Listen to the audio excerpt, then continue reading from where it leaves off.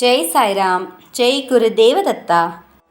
குருர் பிரம்மா குருர் விஷ்ணு குருர் தேவோ மகேஸ்வரகா. குரு சாட்சாத் பரபிரம்மா தஸ்மை ஸ்ரீ குருவே நமகா. அக்கல்கோட் ஸ்ரீ சுவாமி சமர்த்த லீலாமிருதம். அத்தியாயம் 201. லீலைகளின் நாயகன். ஸ்ரீ சுவாமி சமர்த்தர் செய்த பல வகையான லீலைகளை நாம் தொடர்ந்து அனுபவித்துக் கொண்டு இருக்கிறோம். இந்த அத்தியாயத்தில் அவர் செய்த வித்தியாசமான சில லீலைகளை பார்க்கலாம். 1. மோரோபா குல்கர்னியின் மனைவியுடைய வயிற்றுவலி. அக்கல்கோட்டில் மோரோபா குல்கர்னி என்கின்ற பக்தர் வசித்து வந்தார். அவருடைய வீட்டுக்கு ஸ்ரீ சுவாமி அடிக்கடி செல்வது வழக்கம். ஒரு நாள் ஸ்ரீ சுவாமி அவருடைய வீட்டில் இருந்தபோது குல்கர்னியின் மனைவிக்கு வயிற்று வலியின் தாக்கம் மிகவும் அதிகமாக இருந்தது. வலியின் வேதனை மிகவும் அதிகமாக இருந்தமையால் நள்ளிரவு நேரத்தில் அவள் தன் உயிரை மாய்த்து கொள்ளும் நோக்கத்துடன் கிணற்றடிக்கு சென்றாள்.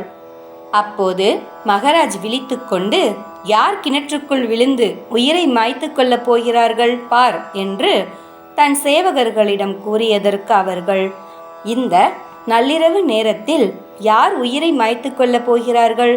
நீங்கள் தயவு செய்து நன்றாக உறங்குங்கள் என்று கூறினர். உங்கள் அனைவருக்கும் மிருக புத்திதான் இருக்கிறது. நான் கூறும் உண்மையை கவனிக்கும் அறிவில்லை, முட்டாள்களே என்று கடிந்து கொண்டவுடன் அனைவரும் கிணற்றை நோக்கி ஓடினர். அப்போது கிணற்றுக்குள் குதிப்பதற்கு தயாராக நின்று கொண்டிருக்கும் அந்த பெண்ணை பிடித்து கொண்டு வந்து ஸ்ரீ சுவாமி சமர்த்தரிடம் ஒப்படைத்தனர். அனைவரும் அது மோரோபாவின் மனைவி என்பதை அறிந்து கொண்டனர். மோரோபா ஸ்ரீ சுவாமிகளின் பாதங்களில் விழுந்து நமஸ்கரித்துவிட்டு, மகாராஜ், நீங்கள் என்னை பேரிடரில் இருந்து காப்பாற்றி விட்டீர்கள், தயவுசெய்து என்னை ரட்சிக்க வேண்டும் என்று பிரார்த்தனை செய்து கொண்டார்.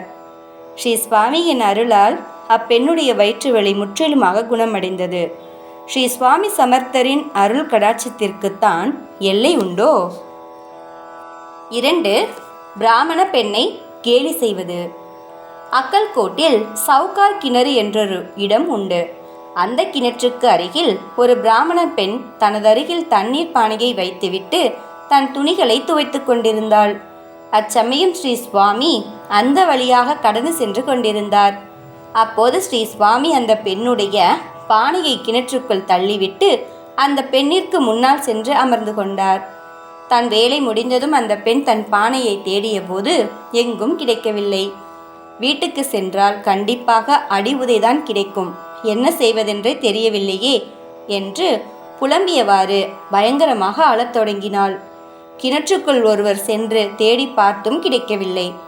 ஆனால் ஸ்ரீ சுவாமி சமர்த்தரோ பலமாக சிரித்து கொண்டே, பானை உன்னுடைய காலடியில் தானே இருக்கிறது, எதற்காக கூச்சலிட்டு அனைவரையும் ஏமாற்றிக் கொண்டிருக்கிறாய் என்று கேட்டார். அந்த பெண் தன் காலடியில் பார்த்தபோது அந்த பானை அங்கு இருந்தது. அனைவரும் அவளை பார்த்து ஏளனமாக சிரித்தனர். அவமானத்தில் அந்த பெண் தன் பானையை தூக்கி கொண்டு வேகமாக தன் வீட்டுக்கு சென்று விட்டாள். இது போன்ற வினோதமான விளையாட்டுக்களையும் ஸ்ரீ சுவாமி சமர்த்தர் புரிவதுண்டு. ஸ்ரீ சுவாமி சமர்த்தர் இருக்கும் இடத்தில் கலகலப்புக்கு குறைவே இருக்காது. நம் வாழ்க்கையின் சந்தோஷம் இது போன்ற கலகலப்பான தருணங்களில்தானே உயிர் பெறுகின்றது. ஸ்ரீ சுவாமியும் அதை இது போன்ற நிகழ்ச்சிகள் மூலம் நமக்கு உணர்த்துகிறார். 3. சிருங்கேரி ஆசிரமத்தில் இருந்து வந்த பண்டிதர்.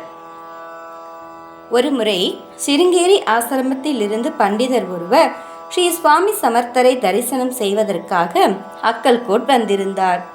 அவர் ஸ்ரீ சுவாமியின் குழந்தைத்தனமான விளையாட்டுக்களை பார்த்துவிட்டு பாவ்டேக்கர் புராணிக்கிடம், இந்த பைத்தியக்காரருடன் ஏன் தங்கியிருக்கிறாய்?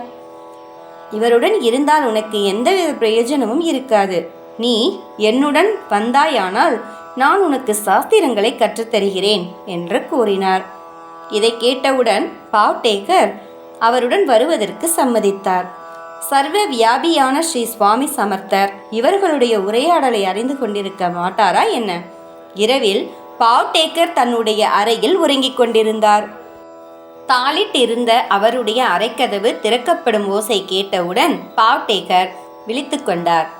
அவர் கண்விழித்த போது ஸ்ரீ சுவாமி ஆஜானு பாகுவாக நின்று கொண்டிருந்தார். உடனே அவர் ஸ்ரீ சுவாமியின் பாதங்களை இறுகமாக பற்றி கொண்டார். சாஸ்திரங்களை எப்போது கற்றுக்கொள்ளப் போகிறாய்? இந்த பண்டிதர் காமம் போன்ற 5 எதிரிகளை, அதாவது காமம், குரோதம், லோபம், மோகம், அகங்காரம் வென்றுவிட்டாரா என்று கேட்டுவிட்டு மறைந்து விட்டார்.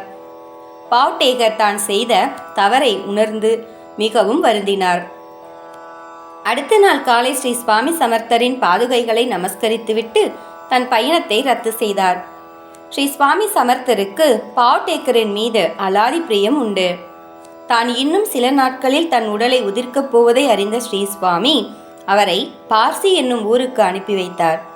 ஸ்ரீ சுவாமியின் உயிரின் பிரிவை நேரில் கண்டால் அது அவருடைய தியானத்தை பாதிக்கும் என்பதை ஸ்ரீ சுவாமி நன்றாக அறிந்திருந்தார். தன் முடிவு நெருங்கிக் கொண்டிருக்கும் தருணத்தில் ஸ்ரீ சுவாமி ஒரு சேவகரை அழைத்து, இந்த விளையாட்டு பொருட்கள் அனைத்தையும் பாவ்டேகர் அக்கல்கோட் வரும்போது அவரிடம் கொடுத்துவிடு என்று கூறினார். இதுவல்லவோ தாயுள்ளம்.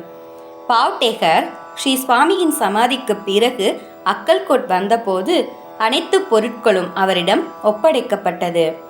அவை இன்றும் பார்சியில் உள்ள பாவ்டேக்கரின் பூஜை அறையில் பாதுகாப்பாக உள்ளது. ஒருமுறை பாவ்டேகர் நரசிங்கவாடிக்கு ஒரு யஜ்யத்திற்காக சென்றிருந்த போது தேம்பே சுவாமிகள், அதாவது ஸ்ரீ வாசுதேவானந்த சரஸ்வதி அவரிடம், உங்களுடைய குரு ஸ்ரீ சுவாமி சமர்த்தர் ஸ்ரீ தத்தாத்ரேயருடைய அவதாரம். யஜ்யம் செய்ய முதலில் அவருடைய அனுமதியை பெற்றுக்கொள்ளுங்கள் என்று கூறினார். இதன் மூலம் ஸ்ரீ சுவாமி சமர்த்தரை ஸ்ரீ தத்தாத்ரேயரின் அவதாரம் என்பதை தேம்பே சுவாமி அனைவருக்கும் பறைசாற்றுகிறார். ஸ்ரீ சுவாமி சமர்த்தருடைய முக்கியமான போதனைகளுள் ஒன்று என்னவென்றால், உலக பந்தங்களிலிருந்து விருப்பம் இருப்பதில் எந்தவித தவறும் இல்லை, ஆனால் நமது நோக்கம் ஆன்மீக முன்னேற்றத்திலேயே இருக்க வேண்டும் என்பதே ஆகும். அவருடைய போதனைகளை மிகவும் எளிமையாகவும் அனைவரும் பின்பற்றும் வகையில் அமைந்திருப்பதால் அவர் பக்தவச்சலனாக திகழ்வதில் எந்தவித ஆச்சரியமும் இல்லை. ஜெய ஜெய ஸ்ரீ சுவாமி சமர்த். ஜெய் சாய்ராம். ஜெய் குரு தேவதத்தா.